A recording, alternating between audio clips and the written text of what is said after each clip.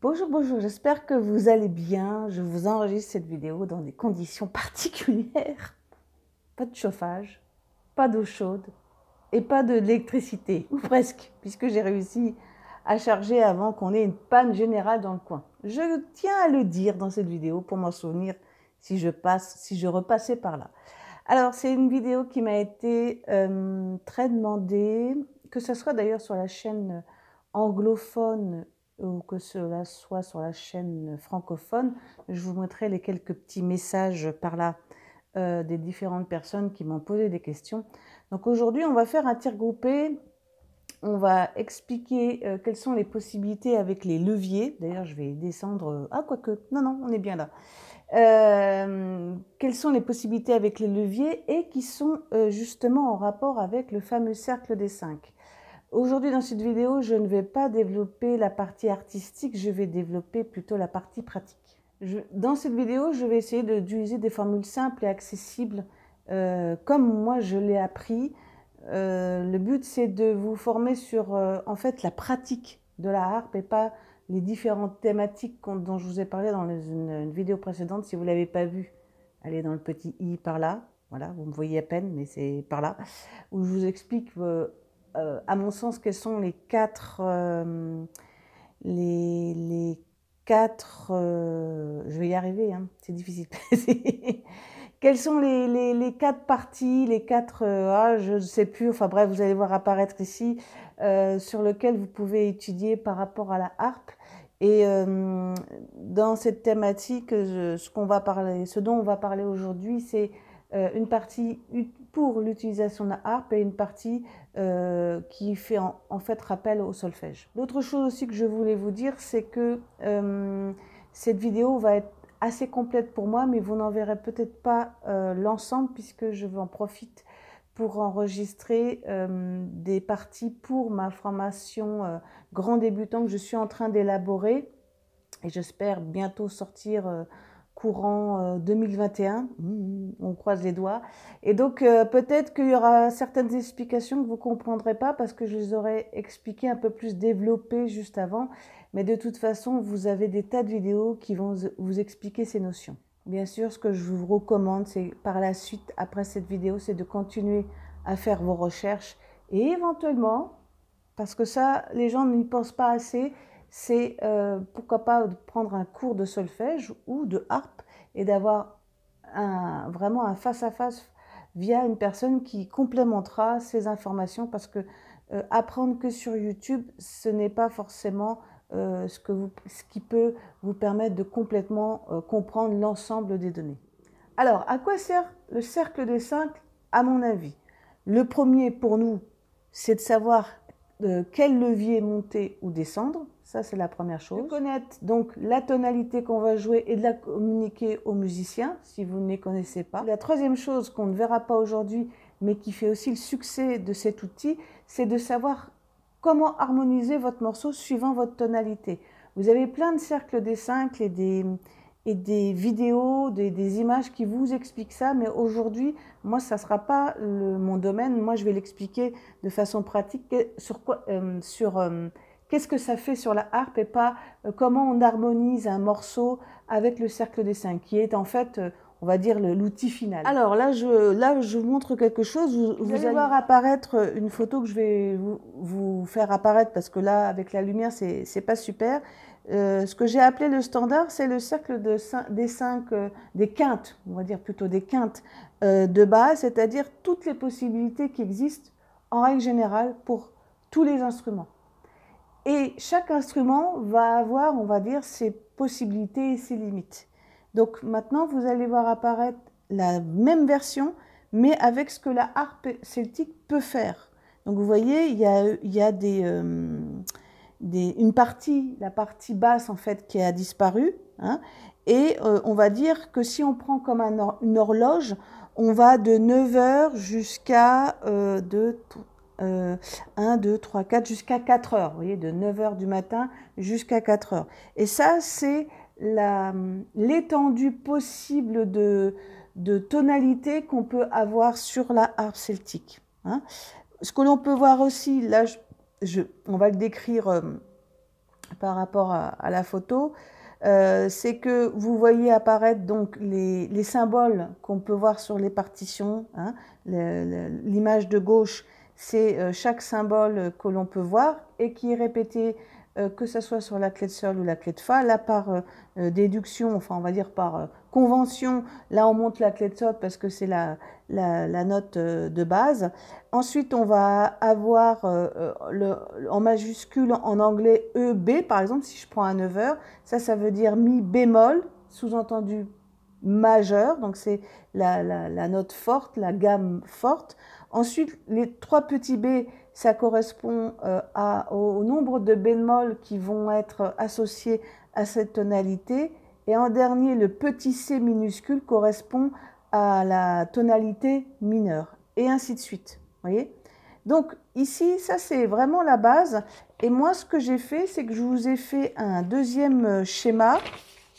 Hop, je me le prends ici, qui est un schéma simplifié et qui va vous permettre en fait de comprendre comment ça marche. Alors, ce qu'on va faire, c'est qu'on va prendre la tonalité qu'on maîtrise, qui est en fait le Do. On va commencer par le Do, qui est en fait la tonalité MIDI, médium, universelle. Et cette tonalité, vous voyez, j'ai marqué 0, tout simplement parce qu'on est à un moment où, au niveau de la harpe, on a 3 notes qui sont montées, c'est-à-dire le Mi, le La et le Si, c'est-à-dire qu'on est au niveau du neutre. Ça ne veut pas dire qu'on ne peut pas en monter plus, ça veut dire qu'au niveau des bémols, on n'en a plus. D'accord? Alors, comment ça marche? Comme dirait l'autre. Quand on est sur cette tonalité, hein, on l'a fait tout à l'heure, je vais vous le faire avec la main droite. Là, pas de souci, on est sur Do, Ré, Mi, Fa, Sol, La, Si, Do. Il n'y a pas de souci. La petite astuce pour monter les leviers qui correspond au bémol qui ferait que ce serait plus en Do majeur. Et j'ai mon truc de, de marin qui m'embête. C'est-à-dire qu'il faut monter un levier avant le bleu et 2 leviers avant le rouge. Ça, c'est l'astuce hein, pour avoir Do, Ré, Mi, Fa, Sol, La, Si, Do. Voilà. Hein. Maintenant, si on veut passer sur la prochaine tonalité en partant vers la droite, vous voyez, j'ai marqué 5. Ça veut dire quoi? Ça veut dire que je vais partir du Do et je vais compter 5 notes. Donc, avec le Do. 1, 2, 3, 4, 5. Et là, je vais arriver au Sol. C'est la nouvelle tonalité. Alors, je vais la jouer et on va voir si on retrouve l'effet de Do, Ré, Mi, Fa, Sol, La, Si, Do. Ah, vous avez entendu?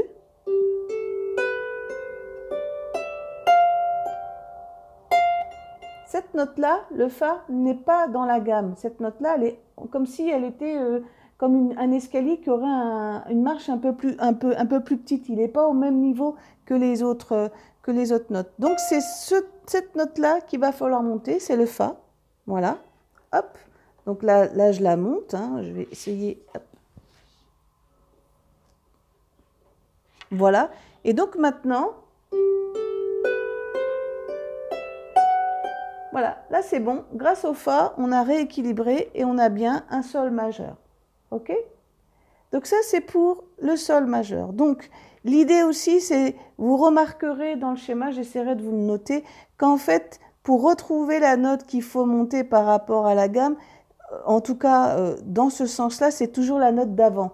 Là, on était au Sol, et ben c'est le Fa qu'il faut monter.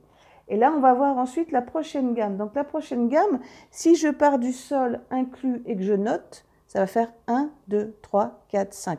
Et là, la nouvelle gamme, ça va être le Ré. Alors là, ce que je vais faire, c'est que je vais le faire ici pour rester au milieu. Pareil, je vais jouer cette gamme-là du Ré au Ré et on va voir si on entend Do, Ré, Mi, Fa, Sol, La, Si, Do. Vous entendez? Je recommence.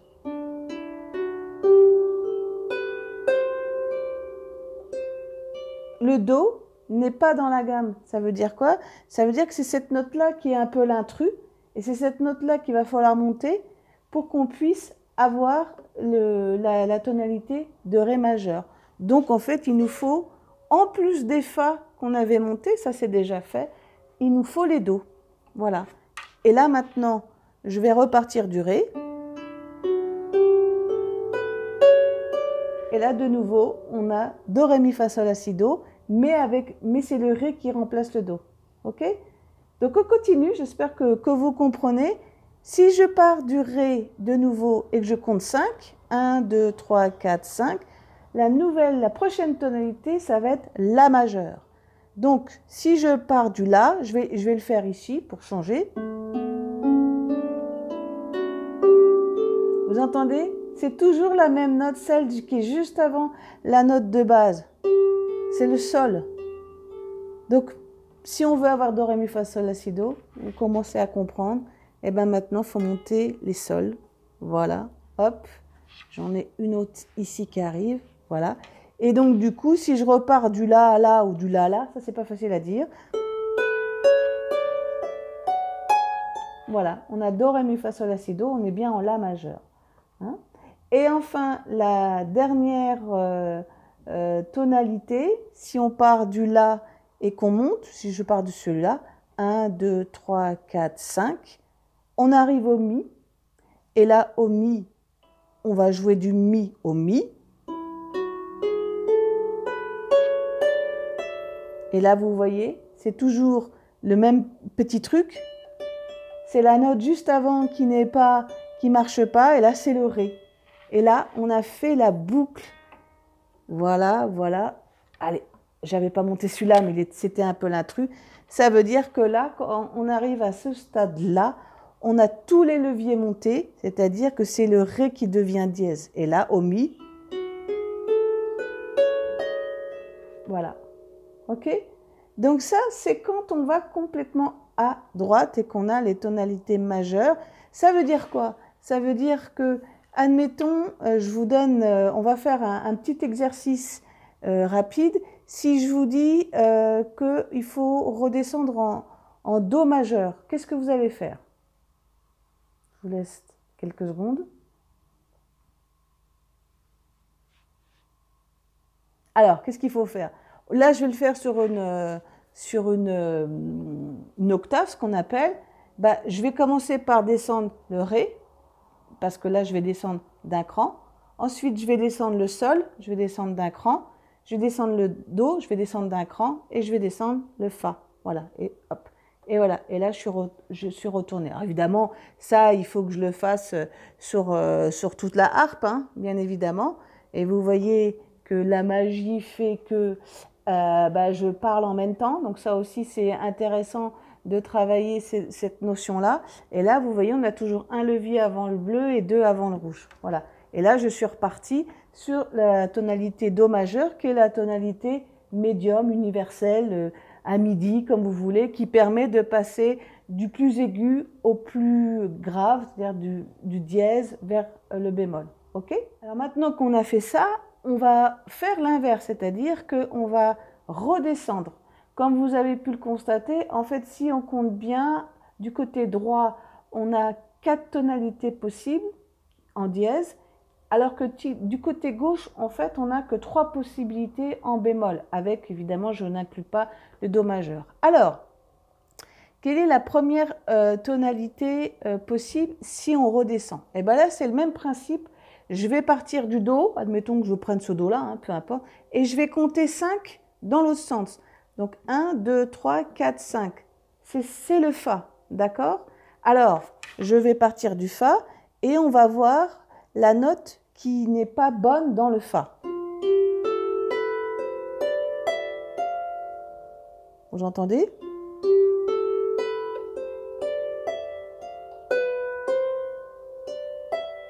Encore une fois. La note qui n'est pas bonne dans cette tonalité-là, c'est le Si. OK? Si je descends le Si et que je refais, vous voyez, c'est bien le Si qui était l'intrus.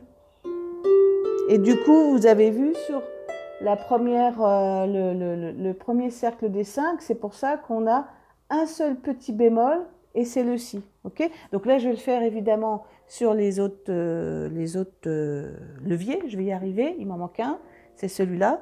Okay?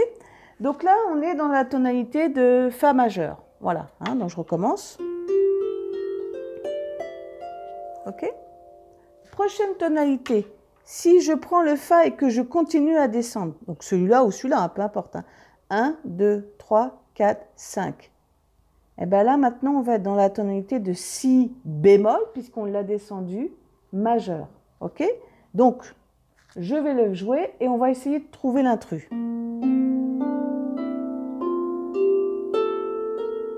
Vous l'avez entendu, l'intrus?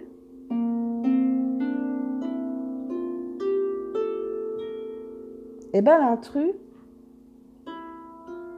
c'est celui-là, c'est le Mi. Donc, c'est le Mi. Donc, je descends le Mi, hop, et là, je vais le rejouer. Vous voyez? Do, ré, mi, fa, sol, la, si, do. Mi, fa, sol, la, si, do. Voilà, là, c'est le Mi. Je descends les Mi, excusez-moi, j'avais perdu le fil. Voilà. Donc là, il me reste quoi? Celui-là aussi, tiens, tant qu'à faire. Il va me rester une dernière note. Par déduction, vous voyez, c'est laquelle, hein? Mais on va quand même aller jusqu'au bout. On était au Si bémol. Donc là, on va descendre de 5. 1, 2, 3, 4, 5. Et là, maintenant, on va avoir Mi bémol, puisqu'on vient de le descendre, majeur. Et là, pareil. Je le fais par acquis de conscience, mais vous voyez bien quel levier il faut descendre. Hein, donc.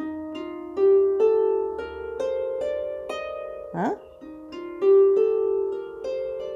C'est le La qui va devenir La bémol, Sol dièse. Je le descends ici, je vous le fais sonner. Et voilà, et là, pareil. Ok? Et c'est cette tonalité-là, mère, moi je l'appelle tonalité mère, qui permet, en ayant 3 bémols, d'avoir après toutes ces possibilités, c'est-à-dire 8 tonalités, mais en réalité il n'y en a pas 8, il y en a 16 puisqu'il y a aussi les mineurs. Vous voyez? Mais je voulais vous montrer d'une façon mécanique, que vous l'entendiez. Je ne sais pas pourquoi je vois au-dessus alors que vous êtes là. Donc voilà, alors je voulais rajouter quelques petites informations. La première, c'est que j'ai créé un fichier PDF avec ces différents petits dessins, avec aussi quelques exercices qui vous permettront de travailler la compréhension, de savoir si vous avez compris d'une façon assez simple. Hein, c'est quelques petits exercices sur papier. Vous allez devoir faire, je vous dis la tonalité, et de remettre à quoi correspond, comment dire, les symboles, où sont les symboles dièse, etc. ou inversement. Donc voilà, ça c'est la première chose. La deuxième chose, c'est, on va dire, une information bonus. Ce que je vous ai montré là, peut-être va mieux clarifier le fait de pourquoi régulièrement on vous dit prenez telle ou telle harpe. Je vous prends un exemple très concret. J'ai une jeune fille qui s'est achetée, pour des questions de budget, une harpe à 19 cordes. Donc en fait, sa harpe, elle finit ici. Voilà, elle n'a pas plus. Et en plus, elle n'a pas de levier. Donc, elle a 2 critères qui font qu'il faut réfléchir à quelle tonalité on peut avoir pour qu'elle puisse jouer et avoir des possibilités. Alors, là, je vais vous donner, on va dire, j'avais noté, il y a 3 options possibles à ce niveau-là.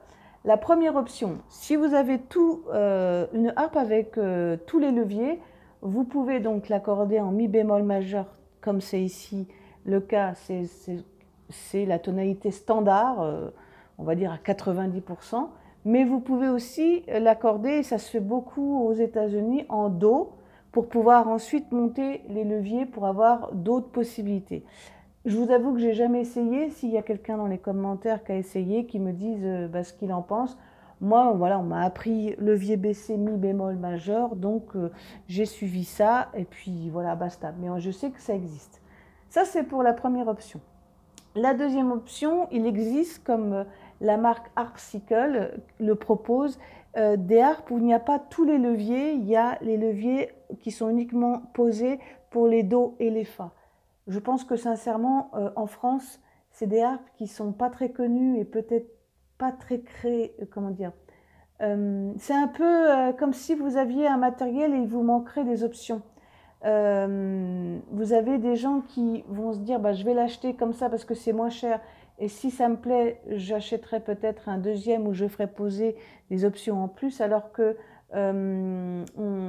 peut-être que pour certaines personnes, ça pourrait être suspect. Donc, mais voilà, il existe des harpes où il n'y a pas tous les leviers parce que c'est un coût, donc ça permet aussi d'avoir des harpes moins chères. À partir de ce moment-là, ce choix-là, on va accorder en do majeur, ce qui permet en fait que la personne aura des ré dièses et des fa dièses, ce qui va correspondre aux deux premières tonalités qu'on a vues tout à l'heure, vous vous rappelez, le sol majeur et les ré mineurs. Et ce qu'il faut savoir, c'est que le sol majeur et le ré mineur, ce sont des tonalités très courantes en musique celtique et surtout en écossais et en irlandais. On peut aussi avoir des harpes qui ont une option avec un si en plus, c'est-à-dire un levier en si. Et là, en règle générale, on peut l'accorder en fa majeur. Hein. Vous vous rappelez, le fa majeur, c'est le premier bémol à gauche du do majeur et du coup d'avoir toutes les possibilités qui sont ensuite, voyez, hein, au niveau de la tonalité. Hein. Je reviens pour la dernière option, enfin l'option par rapport à une harpe qui aurait pas de levier, comme c'est le cas de mon élève. Donc là, moi je lui ai proposé de se mettre en do majeur parce que du coup, comme elle va être au milieu, suivant le cas, par exemple en ce moment elle est en train d'apprendre un morceau où il y a un fa, elle n'aura que à accorder en dièse que les fa. Voilà, et après de désaccorder.